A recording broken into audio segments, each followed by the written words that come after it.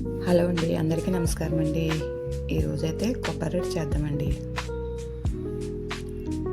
మా చిన్నప్పుడు ఎప్పుడో తిన్నానండి. దానికోసం ఒక కప్పు బెల్లం, 2 కప్పులు వాటరు, కొద్దిగా పచ్చి కొబ్బరి, కొంచెం సాల్టు, 1 గంట నానబెట్టుకుని శనగపప్పు. దీంట్లో 2 గ్లాసుల వాటర్కి 1 గ్లాసు రవ్వ అయితే పడుతుందండి. దాన్ని చిన్న మంట మీద పెట్టి సిమ్లో ఉడికించుకోవాలండి. ఒక పావుగంట ఉడికిన తర్వాత ఇది పక్కకు దింపేసుకొని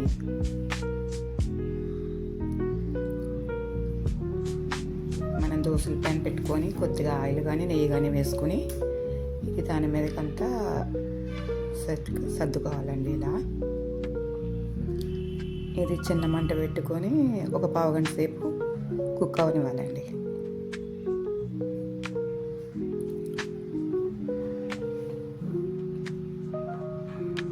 ఇది అడుగునంత బాగా రోస్ట్ అవుతుందండి.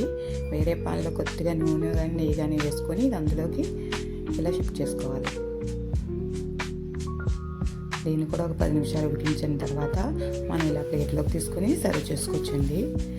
మన దగ్గర తేనె పాకం కానీ లేదా తేనె కానీ, తేనె పాకం అంటే బెల్లం పానకం అన్నమాట అండి, పానకం అండి.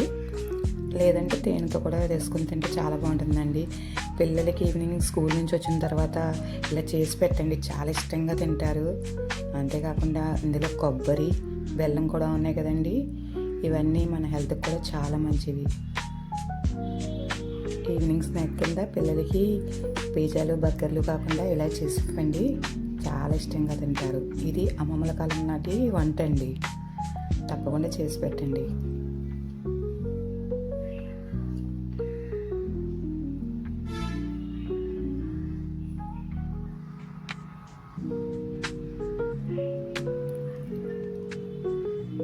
నా దగ్గర అయితే బెల్లం పానకం లేదండి, తేనె ఉంది. అందుకని ఇలా తేనె అయితే వేసి తింటున్నాను. మీరు కూడా ఒకసారి ట్రై చేయండి, చాలా అంటే చాలా బాగుంటుంది.